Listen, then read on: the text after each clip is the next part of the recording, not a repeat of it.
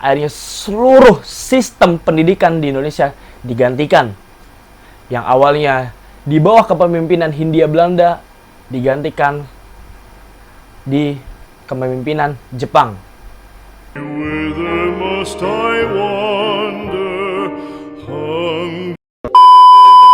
Sebelum mengawali video ini, perkenalkan, nama gue Muhammad Panji Wiratama.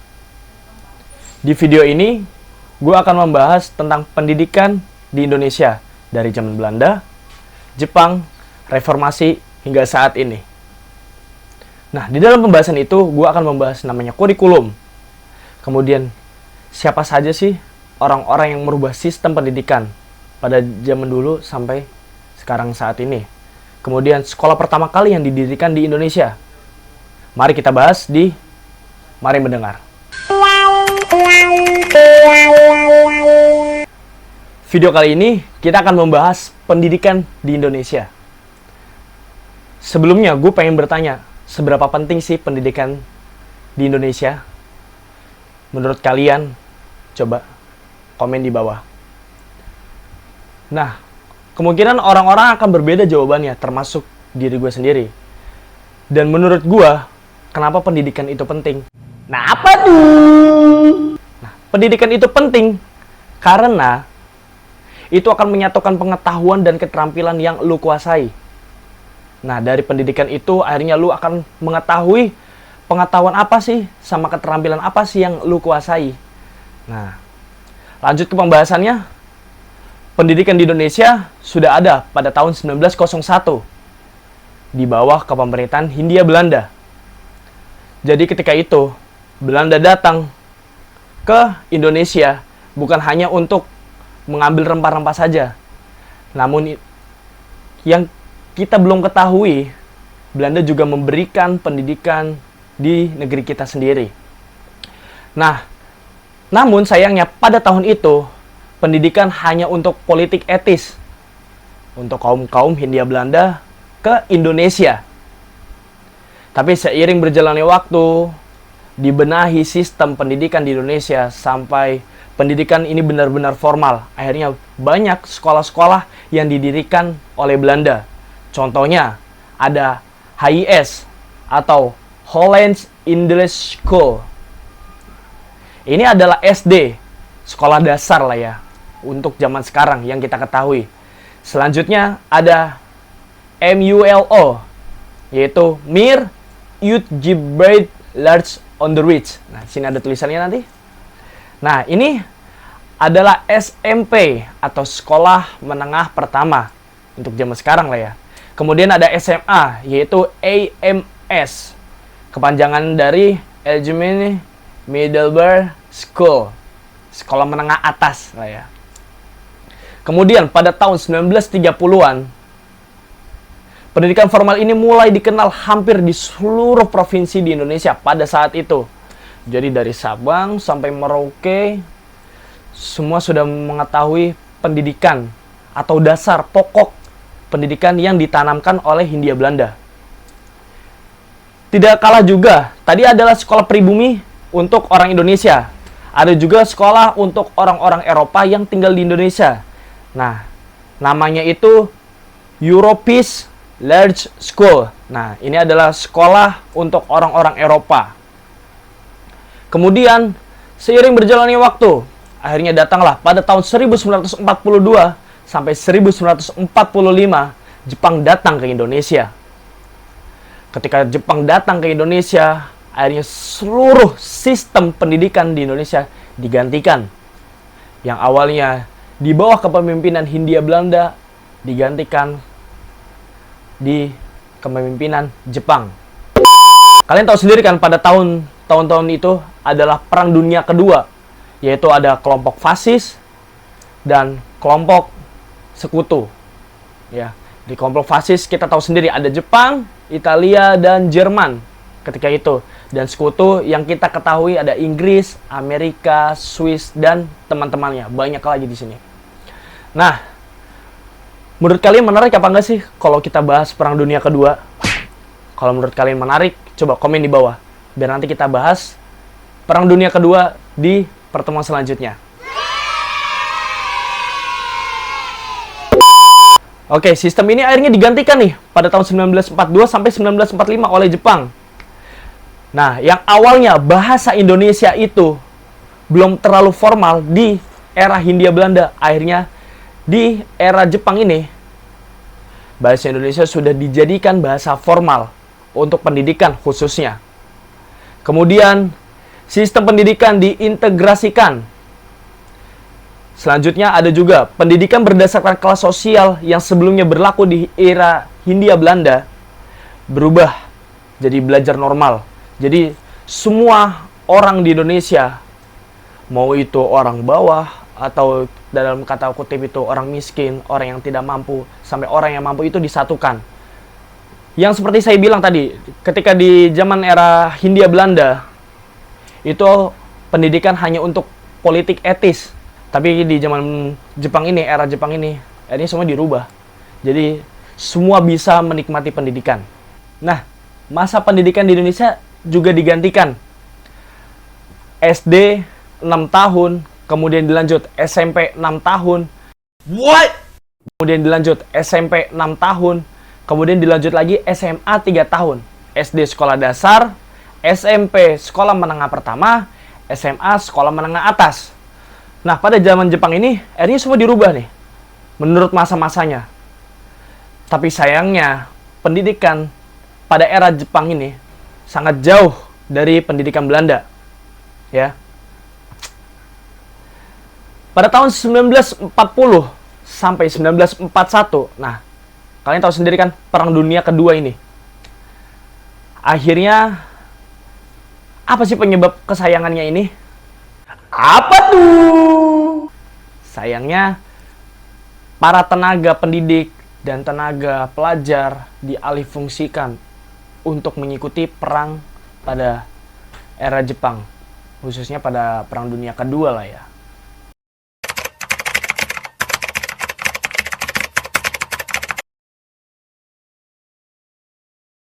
Pendidikan Jepang ini dari zaman Hindia Belanda menurunnya karena jumlah sekolah yang didirikan oleh Hindia Belanda mulai terkikis. Dari Sabang sampai Merauke, Hindia Belanda telah menciptakan 17.848.000 sekolah. Kemudian pas di zaman Jepang, mulai menurun tuh sekolahnya. Sehingga menjadi 15.069. Bayangin dari 17.000 jadi 15.000. Beda 2.000 lah ya. Cuman 2.000 itu kan sangat banyak lah ya. Masalahnya gedung, ini sekolah kan, hitungannya gedung. Nah, situ. Dari situlah kelihatan Jepang sudah mulai menurun pendidikannya. Selanjutnya, Jepang juga telah menciptakan, bukan menciptakan, telah mendoktrin orang-orang Indonesia. Khususnya pelajar-pelajar Indonesia telah didoktrin oleh Jepang. Nah, gitu. Telah didoktrin. Didoktrin apa? Didoktrin oleh Hakoichiu. Artinya dalam bahasa Indonesia, itu kan bahasa Jepang. Artinya dalam bahasa Indonesia itu adalah 8 benang di dalam satu atap. Jadi 8 benang itu ibaratnya adalah rakyat. Satu atap itu adalah kekaisaran Jepang. Jadi seluruh rakyat Asia Timur, Asia Tenggara, pokoknya seluruh Asia itu harus di bawah satu kepemimpinan, yaitu Kekaisaran Jepang. Ya, seperti yang kita tahu lah, bukan hanya Indonesia doang, tapi Korea Selatan juga termasuk negara jajahan dari Jepang sendiri. Nah, dari situlah didoktrinlah rakyat kita, seluruh rakyat Asia, khususnya Asia Tenggara dan Asia Timur, yang memang basic kekuatan dari Jepang di Asia itu. Kemudian berjalan waktu, akhirnya Jepang kalah juga kan di Perang Dunia Kedua. Tim-tim fasis seperti Italia, Jerman, dan Jepang kalah dalam Perang Dunia Kedua. Akhirnya Jepang mundur. Setelah pergi ke negara masing-masing, akhirnya sistem pelajaran atau pengajar di Indonesia mulai diubah. Pada tahun 1947, akhirnya Indonesia membuat panitia. Nah, panitia ini terdiri 52 orang. 52 orang ini menyusun kembali, atau kita bilang tuh merevisi kembali sistem pendidikan di Indonesia yang awalnya cuma dari SD sampai SMA. Akhirnya 52 orang ini menciptakan revisi tersendiri. Pendidikan benar-benar mulai dari TK, itu yang kita sebut taman kanak-kanak, sampai perguruan tinggi, ya. Nah, dari situ sudah mulai kan kelihatan perbedaan dari cara pengolahan sistem pendidikan di negara kita, dari Hindia Belanda, Jepang, ke Indonesia sendiri. 52 orang tersebut gak cuma di situ saja. 52 orang itu juga bekerja sebagai panitia mengusulkan beberapa pokok saran kepada pemerintah. Nah, apa aja sarannya? Kita akan sebutkan sekarang. Yang pertama, pedoman pendidikan dan pengajaran harus diubah secara mendasar. Jadi pedoman pendidikan ini diubah dari dasarnya atau dari pondasinya. Diubah yang seperti yang gue omong tadi ya. Yang dari Hindia Belanda, Jepang sampai Indonesia itu kan udah mulai berbeda tuh. Yang awalnya di Belanda itu cuma buat politik belaka, kemudian Jepang itu dari SD sampai SMA, dan tapi tidak berjalan lancar lah ya, kita sebut tidak berjalan lancar karena terlalu fokus kepada perang, sehingga akhirnya di Indonesia era revolusi ini, era Indonesia ini ya diubah dasarnya atau pondasinya. Kemudian khusus mengenai pengajaran diharapkan agar bisa mendapatkan tempat yang teratur dan seksama. Jadi maksudnya dari teratur dan seksama ini harus ada yang namanya center atau harus ada yang namanya pusat. Nah, mulai dipusatkan ini pendidikan karena pendidikan ini sangat penting. Jadi harus ada pusatnya. Kemudian yang ketiga, mengenai pengajaran tinggi didasarkan agar diadakan seluas-luasnya. Jadi untuk menyebar luas kembali lah sekolah-sekolahnya ini. Yang awalnya sudah mulai berkurang di zaman Jepang, akhirnya mulai ditingkatkan kembali di zaman Revolusi Indonesia ini. Kemudian yang keempat, disarankan agar diusahakan pengiriman pelajar-pelajar ke luar negeri. Maksudnya di sini adalah pertukaran pelajar lah ya, untuk kalau misalnya bahasa milenial, maksudnya milenial dan di zaman sekarang itu adalah pertukaran pelajar antar pelajar dari luar negeri ke Indonesia, Indonesia ke luar negeri, seperti itu. Kemudian yang kelima, kewajiban bersekolah. Panitia menyarankan agar wajib sekolah dilaksanakan secara bertahap sesingkat-singkatnya. Maksud dari poin kelima ini adalah kewajiban bersekolah. Jadi rakyat Indonesia itu wajib sekolah. Seminimal-minimalnya itu SD sampai SMA. Ya, itu udah wajib. Kemudian, ini ada lanjutannya nih. Secara bertahap. Sesingkat-singkatnya 10 tahun. Nah, jadi kan kalau misalnya kita hitung-hitung, SD 6 tahun. 6. 7, 8, 9. Itu SMP. Ya kan? 10, 11, 12 SMA. Nah, itu yang wajib. Jadi yang wajib itu 10 tahun. Jadi ya kita anggap SD, SMP, SMA itu yang wajib. TK sama perguruan tinggi itu udah ibaratnya kayak nggak terlalu wajib lah. Itu terserah kepribadian masing-masing. Setelah pemerintah menerima saran-saran tersebut, disusunlah struktur dan sistem pendidikan yang baru. Tujuannya apa? Nah, tujuannya adalah untuk mendidik anak-anak bangsa Indonesia. Pondasinya jadi itu harus kokoh, sudah matang. Nah, udah kokoh ini kan otomatis matang. Nah, kalau sudah matang ini akhirnya mengabdi kepada negara sendiri. Gitu. Jadi ibaratnya itu saling ajar mengajar lah ya. Kalau diri kalian sudah pantas untuk mengajar, silakan abdikan diri Anda. Gitulah.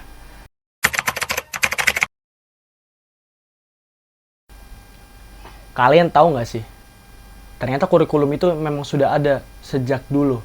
Ketika pemerintahan Hindia Belanda. Kemudian berlanjut Jepang, kemudian Indonesia. Nah, kurikulum-kurikulum ini sudah mendasar banget lah ya. Kurikulum ini ibaratnya pondasinya dari suatu pendidikan. Di sini gue bakal ngebahas tentang kurikulum-kurikulumnya sekarang. Kurikulum ini terbagi dari 3 generasi.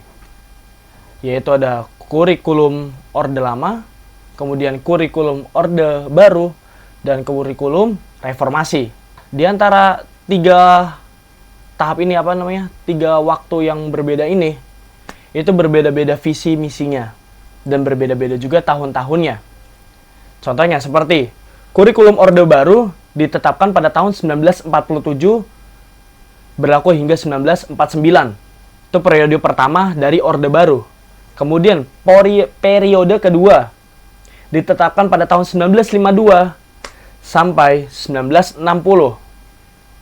Kemudian periode ketiganya ditetapkan pada tahun 1960 sampai 1964. Nah, sudah jelas kan? Masa Orde Lama itu dimulai pada tahun 1947 sampai 1964. Nah, itu Orde Lama. Kemudian direformasi menjadi Orde Baru. Maju ke depan. Menjadi Orde Baru. Nah, Orde Baru ini mulai nih terjadi kurikulum yang sendiri. Maksudnya berbeda kayak Orde Lama. Kalau Orde Lama kan dari tahun ke tahun. Nah, kalau misalnya ini Orde Baru ini kayak ditetapkan pada tahun ini selesai gitu. Contohnya seperti kurikulum 1968. Kemudian kurikulum 1975, kemudian kurikulum 1984 dan terakhir kurikulum 1994. Jadi ada 4 periode ya di kurikulum Orde Baru. Apa nih bedanya Orde Lama sama Orde Baru? Apa tuh? Perbedaannya di sini. Kalau Orde Lama itu lebih condong ke politik di zaman Insinyur Soekarno. Ya, presiden pertama kita lah. Nah, Orde Baru ini lebih menjunjung ke Pancasila dan kesatuan. Jadi, disarankan di dalam kurikulum ini selalu dicantumkan apa itu arti kesatuan kebangsaan, yaitu Pancasila, Bhinneka Tunggal Ika. Akhirnya maju, direnovasi kembali, kurikulum kita, akhirnya terjadilah kurikulum di zaman reformasi. Nah, di zaman masa reformasi ini, telah terjadi pergantian kurikulum sebanyak 3 kali. Apa aja tuh 3 kali? Yang pertama, ada kurikulum B 2004. Yang kedua, ada kurikulum 2006. Dan yang terakhir ada kurikulum 2013. Sampai sekarang, yang kalian tahu kan, kurikulum sampai sekarang ini masih dipakai kurikulum 2013. Seperti yang kita ketahui, kalau mau masuk juga ada minimal umurnya. Kalian sudah tahu kan, minimal umur ketika ingin masuk ke sekolahan, kayak SD, SMP, dan SMA. Dan terakhir, perguruan tinggi. Di sini gue bakal ngejelasin berapa sih kriteria umurnya. Yang pertama, umur 6 sampai 11 tahun itu sudah harus mendapatkan SD atau sekolah dasar. Kemudian dilanjut dengan SMP. Mereka akan belajar selama 3 tahun pada tingkatan ini sebelum untuk memasuki SMA. Kemudian naiklah ke tahap selanjutnya, SMA, yaitu sekolah menengah atas. Nah, di SMA ini terbagi 3, yaitu ada SMA, SMK, dan MA. SMA, sekolah menengah atas. SMK, sekolah menengah kejuruan. Dan yang terakhir, MA, Madrasah Aliyah. Nanti dari SMA ini ada tahapan selanjutnya. Biasanya, SMA dan MA akan melanjut ke perguruan tinggi. Kalau SMK, biasanya sudah bisa atau sudah dianjurkan langsung kerja. Karena ya di masa sekolahnya dia sudah kejuruan. Jadi setelah lulus dari SMK biasanya bisa langsung kerja. Dan ada juga opsi keduanya, yaitu perguruan tinggi atau kedinasan. Nah, itu terserah kalian sendiri. Kemudian SMA sama MA, ini biasanya kemana? Nah, SMA sama MA biasanya melanjut ke 2 opsi. Ada yang sekolah dinas, dan ada juga yang ke perguruan tinggi. Oke, perguruan tinggi sekarang ya. Kita masuk ke perguruan tinggi. Perguruan tinggi ini akan mendapatkan gelar. Gelar apa saja? Yang pertama, ada D3 atau Diploma 3. Yang kedua ada D4 atau Diploma 4. Kemudian ada S1 atau Strata 1. kemudian ada S2, strata 2, dan S3, strata 3. Oke, itulah penjelasan-penjelasan dari kurikulum hingga umur-umur, batasan umur yang harus dilakukan selama di pendidikan Indonesia ini. Oke, terima kasih lu semua yang sudah melihat video ini, menyaksikan dari awal sampai akhir bersama gua Panji di Mari Mendengar. Kalau lu ada revisi kesalahan di video ini atau lu mau nambahin kekurangan-kekurangan di video ini, tolong komen di bawah. Kita diskusi di komen ini.